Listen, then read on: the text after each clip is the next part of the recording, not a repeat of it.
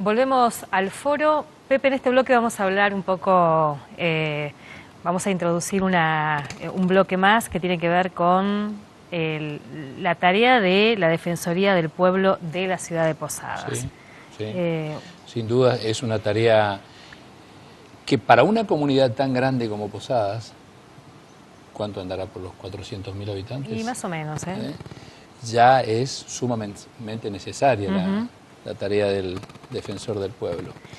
Pero sin duda el bloque anterior, donde hablábamos de la función de la policía y la problemática que existe, sigo recibiendo mensajes preocupados por esa situación, pero digamos, cuando uno ve que desde un ministro o desde un ministerio se toman las medidas que se deben tomar y con la seguridad que se toma, me parece que por lo menos en este aspecto uno se siente un poco más cómodo, más tranquilo, digamos. No sé si es la tranquilidad total que uno quisiera tener, pero se está tomando por lo menos medidas. Es una problemática que nosotros decíamos fuera de aire, los que venimos trabajando derechos humanos lo venimos recibiendo denuncias en distintas comisarías. De hecho, el propio Ministerio de Derechos Humanos es una de las líneas de trabajo que debió implementar por la cantidad de violencia institucional, apremios ilegales y torturas, porque hay que ponerle esos nombres y está bueno, decíamos también cómo se filtró esta imagen. Si fue un efectivo de la policía que se sintió interpelado para mostrar, está buenísimo que sea desde adentro también, empezar a... Por lo pronto todo indica o todo hace pensar que es desde adentro. Pero bueno. Es que si no todos son cómplices de un delito, digamos, sí, ¿no? De un delito que puede terminar con la muerte de eso de alguien. interpelarnos sigue llamando la atención también de que hoy hayan habido alrededor de 200 ciudadanos de Puerto Esperanza que hayan salido a defender a los efectivos policiales, digamos, que evidentemente equivocaron el método. ¿Qué fue defender la gente? ¿La tortura como método? Cuesta entender. Cuesta entender por qué. ¿Por qué? Bueno. Buenas noches, ¿cómo le va Alberto Penayo? ¿Qué tal? ¿Cómo está? Buenas noches y gracias por invitarme. Muchas gracias por venir. Contrario. Con el Defensor del Pueblo hay varias cosas, Pepe, para hablar. En principio el tema tarifas, porque bueno, en el marco del incremento tarifario, sobre todo fines del año pasado y principios de este año, tuvo como mucha demanda la Defensoría del Pueblo. ¿Cómo están trabajando en este contexto? Sabemos que es parte también de la agenda a nivel nacional. Sí, en este último mes se ha puesto que prácticamente la agenda nacional. Nosotros desde Posadas y Misiones, ¿no? Hablo más específicamente de Posadas porque es donde tengo jurisdicción. Nosotros prácticamente desde noviembre del año pasado y diciembre empezamos a tener, digamos, esta envión, si se quiere, fuerte de lo que iba a ser la tarifa de energía eléctrica, que nos movilizó de un primer momento, movilizó la posición de la Defensoría, fuimos muy firmes con la administración local y nacional, hasta el punto que hemos interpuesto un recurso de amparo y también una cautelar. Bueno, la cautelar se quedó en el camino, pero el amparo se hizo lugar. Hoy estamos de alguna manera intercambiando la posición que tienen los misioneros, ya porque prácticamente, si bien es Posada únicamente la única que puede plantear el amparo, no olvidemos que en Posada está la base, digamos. Entonces va a ser un poco difícil si los resultados terminan siendo como pretendemos nosotros, a favor de los posadeños, que se le niegue al resto de la provincia. Pero ¿Qué una se realidad... busca con el amparo concretamente? Bueno, nosotros estamos discutiendo la cuestión de fondo. En este caso tiene que ver con 2 o 3 cuestiones elementales. Primero, que tiene que haber una tarifa diferencial basada en varios principios, ¿no? Primero, solicitamos que la inconstitucionalidad, para que entendamos un poco la cuestión. Porque sencillamente los misioneros, al menos no tenemos antecedentes, que hayamos sido convocados a la audiencia pública, primer eslabón constitucional esencial para poder establecer un parámetro, que nosotros podamos discutir, saber. Nadie puede hablar por el misionero, por más que ustedes nos expliquen, sí, pero fue una situación del MEA. Bueno, pero nosotros somos misioneros, somos electrodependientes, somos productores de energía. O sea, hay muchas cuestiones, digamos, que debieran ser, de alguna manera, interpelados al misionero para que conozcamos cuál es el origen de estos aumentos que se implementaron, sobre todo en el tema de la tarifa de la energía eléctrica, ¿no? Bueno, esto nos lleva a discutir la cuestión de fondo, que seguramente vamos a ponerla, que ya la estamos poniendo, que nosotros venimos pidiendo, obviamente, para Posadas una tarifa diferencial, obviamente basado en estos principios que le estaba diciendo. Misiones, en términos generales, es una productora de energía. Nosotros sabemos que por regalía nos corresponde a la provincia un 6%, al igual que el 6% a Corrientes, que nos pagan con dinero. Esto lo está planteando también el Ministerio de Energía, Sergio Lanciani, y que nosotros también nos hacemos un poco eje en esta discusión y que la vamos a sostener. Y bueno, estamos esperando esta primera etapa, digamos, esencial para poder continuar en la discusión de fondo que nos parece que nos merecemos como misioneros, pero básicamente como productores de energía, ¿no? ¿Cómo es el contacto con el ciudadano de a pie, digamos? ¿Cómo hace para relacionarse con usted? Porque así como hay problemas grandes como tiene que ver con la energía, con las tarifas, seguramente también hay otros pequeños problemas que son más seguro, quizás no con tanta importancia, pero problemas al fin, y cada uno cuando plantea un problema es su problema y le tiene que dar la importancia que necesita.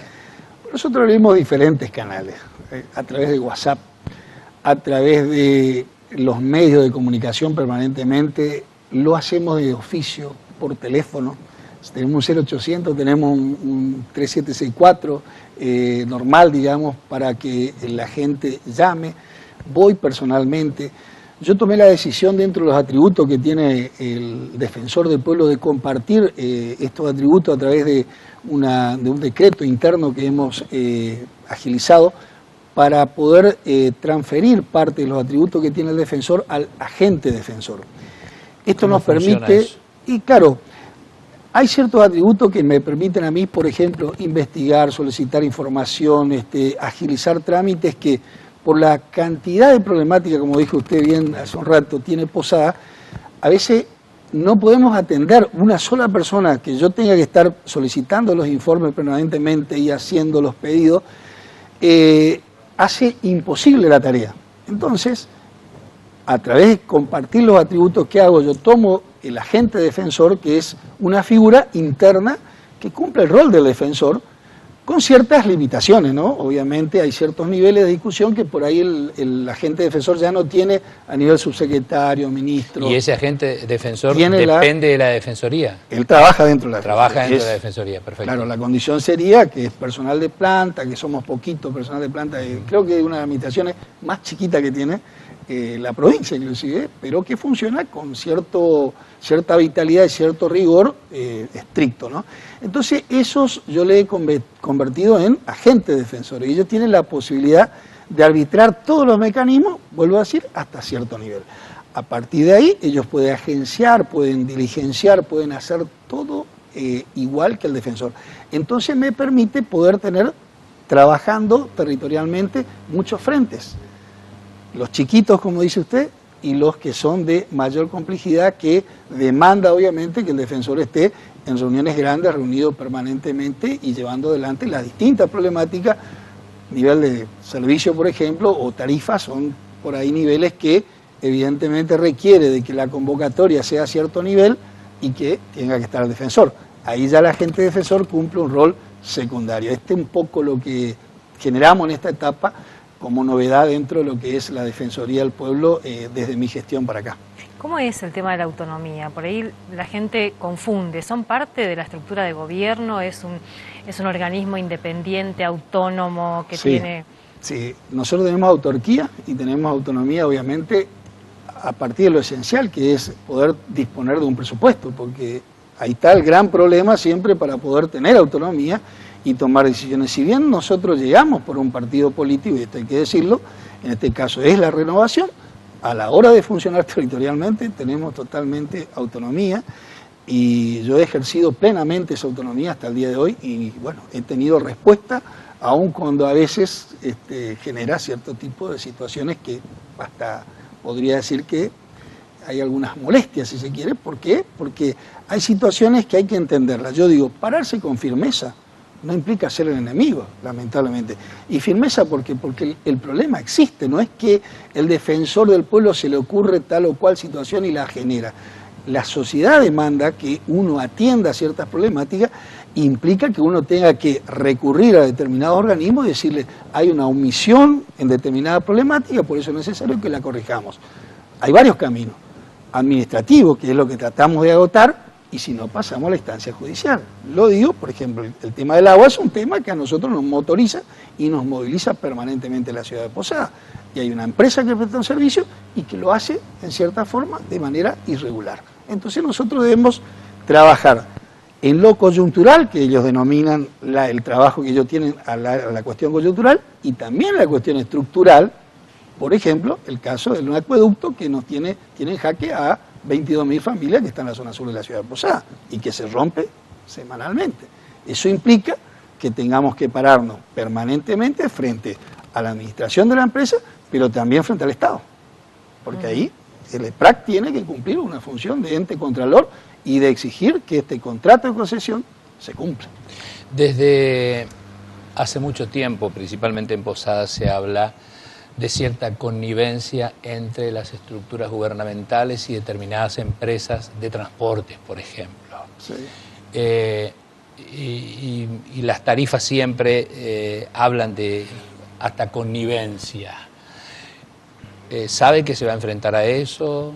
Ya lo estoy haciendo, y lo digo en el contexto, el año pasado, en la adecuación, por decirlo, de la tarifa que se solicitó y se hizo una audiencia pública al cual yo asistí. Fue una de las primeras participaciones que tuve como defensor en la audiencia pública, en la que nosotros tuvimos el apoyo del pedido, de lo que pedía en ese momento la sociedad en su conjunto, mejora en el servicio, en los horarios, en el recorrido, en el alargue, en los refugios. Bueno, 2.000 personas se acercaron, nosotros nos colocamos en la Plaza 9 de Julio y en distintos puntos de la ciudad para juntar firmas, para ver si realmente la demanda era la que la sociedad, o por lo menos lo que se decía.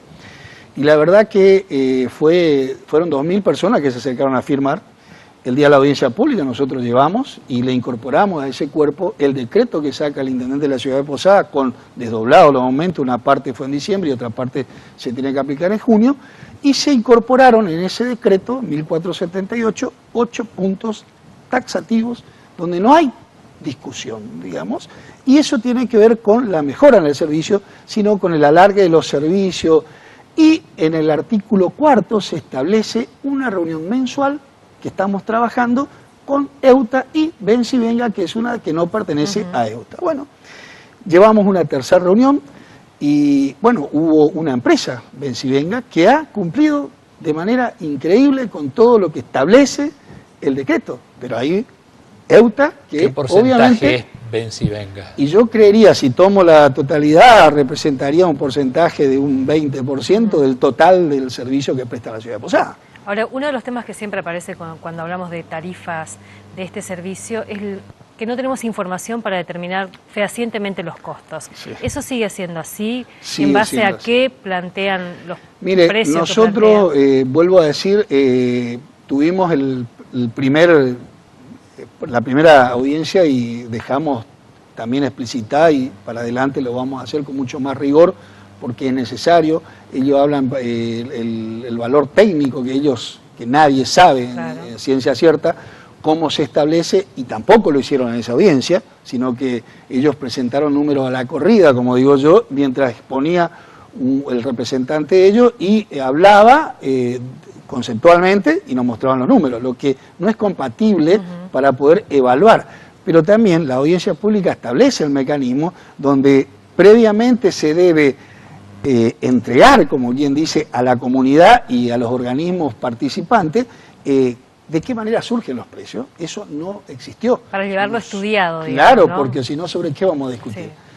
Creo que, bueno, nosotros hemos participado, justo nos hacíamos cargo, lamentablemente, pero vamos a empezar a exponer públicamente esta necesidad para que la comunidad sepa, y obviamente quienes tienen que tomar la responsabilidad de la convocatoria a una audiencia pública, sobre todo para el ajuste de tarifa, el transporte urbano de pasajeros, que le exija a las empresas, porque hay en este caso una defensoría que es una herramienta que está al servicio de la comunidad y que es una herramienta de todos los posadeños que le va a exigir, y lo vamos a hacer públicamente y lo vamos a hacer con derechos humanos, que yo ya le pedí también la participación para adelante, para que en definitiva tengamos mayor compromiso. Acá no se trata de que la empresa no gane dinero, acá no se trata de que la empresa pierda, pero seamos claros y transparentes, ganen, sigan prestando un servicio, pero presten un servicio acorde. Buscar el equilibrio. El equilibrio, pero que yo digo, que el precio vaya con el servicio. Claro. Porque si no, ¿qué pasa? Aumentamos las tarifas y el servicio sigue siendo malo, que es lo que está pasando ahora, que nosotros vamos a exigir antes que se cumpla, y lo digo acá como novedad, antes que se cumpla esta segunda etapa de la tarifa, que se cumplan los 8 puntos que está establecido en ese decreto 1478. ¿Cuáles son esos 8 puntos, si se acuerda? Sí, tiene que ver con el recorrido, básicamente, con la cantidad en momentos pico, digamos, de vehículos que se incremente. Después tiene que ver con la capacitación de los choferes, con los refugios, y me quedaría... Hay áreas de la sí. ciudad que quedan desconectadas en un determinado horario, que también plantean. Bueno, ¿no? Exactamente. Ahora, yo en este momento tengo un caso, también lo voy a exponer, que tiene que ver con Itambé-Guazú. Ustedes saben que habilitaron un sector de Itambé-Guazú y otro que está como cerrado todavía para habilitar, que imposibilita que la gente que está hacia el fondo pueda el colectivo llegar hasta ese lugar y los deja a mucha distancia y la gente tiene que caminar. Entonces, eso es un reclamo que hay que hacerlo inmediatamente.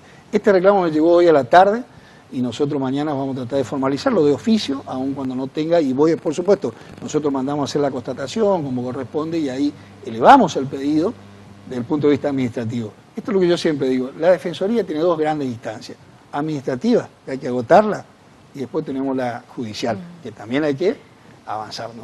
Y otro de los temas que aparecen como parte de la agenda, por lo que veíamos de la Defensoría, es la de los adultos mayores. Sí. ¿Cuál es la situación de los adultos mayores y por qué es parte de la agenda?